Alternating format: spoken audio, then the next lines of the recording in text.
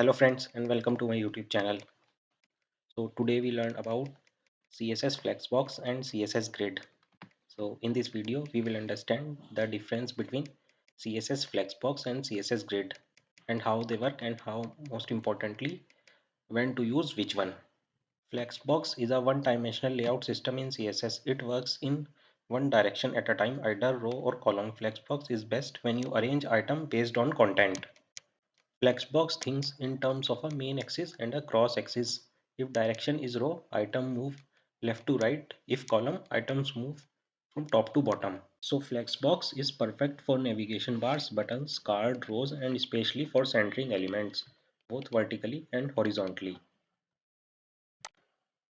What is CSS Grid? CSS Grid is a two-dimensional layout system. It controls rows and columns together, making it ideal for full page layouts.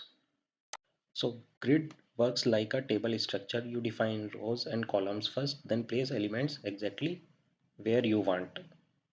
And grid is best when you design the overall layout of a page like dashboard, image galleries or complex responsive designs.